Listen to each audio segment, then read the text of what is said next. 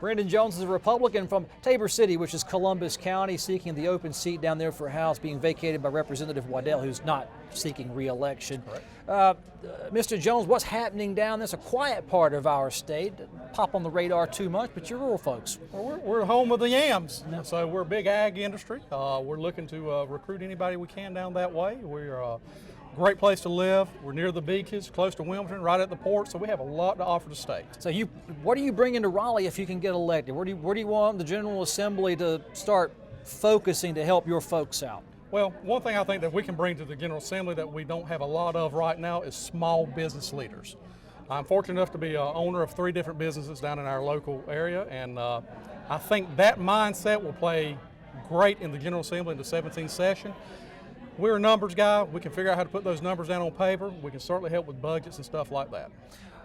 Tell me about the urban-rural divide when it comes to policy making in Raleigh. In some cases, that's a little bit more contentious than Republican-Democratic debates on certain issues. Well, it is. There's almost 2 North Carolinas. There's a rural and there's an urban. So you've got to have a guy with a loud voice that's willing to stand up for those rural areas. I would be that guy. Over your way, it may not apply to Columbus County so much, but you know the film tax credits are a big idea, and a lot of Democrats and Republicans haggle over that, whether it's a good idea, good policy. Historic preservation tax credits big in the rural areas Absolutely. too. Tax credits, does that fit in the Republican ideal for you, or is there a better way, or is that the way to go? Well, you have to look at every avenue. You just got to look what works for your area. Tabor City is actually going to benefit from the historic tax credits. We're working on that, getting part of our downtown zoned for that, to be sure that we can get on that and use that for more development in our town. Sometimes you just have to really look outside the box to figure out what works best for the community and the state. How engaged is your population with what's going on in Raleigh? What kind of representative was the former incumbent? Is there something you want to do differently other than represent a different party? Well, and it's certainly not about parties. What we can bring to the table that Representative Waddell could not is we've had the relationship with the leadership. We've been endorsed by a lot of folks already. The leadership in the House have reached out to us, and we feel that that relationship is going to bring a lot to our community that's been lacking for many years.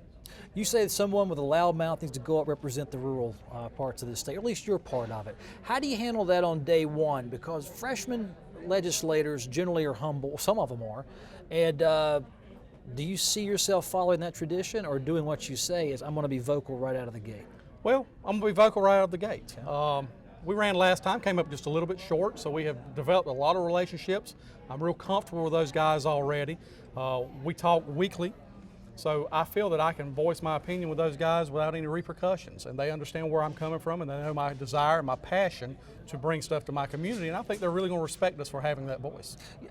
There's a different brand of Republican and Democrat, especially Democrat down in rural North Carolina these days. It's probably to the more urban, like urban liberal. They're proud of that. How do you peel off Democratic votes? Because a Democrat does sit in that seat. We're home of the Jesse-crats. Liberalism is something that our folks aren't familiar with. It's more of a tradition of how they voted. I think the important thing for us is the message we pushed last time. We only came up 6 points short as an unknown. And we have constantly stayed with that message, and we've pushed that message, and the folks really believe that we're going to bring a change, and we are going to bring a change. It's not so much about Republican or Democrat as it is the heart of the person running for office.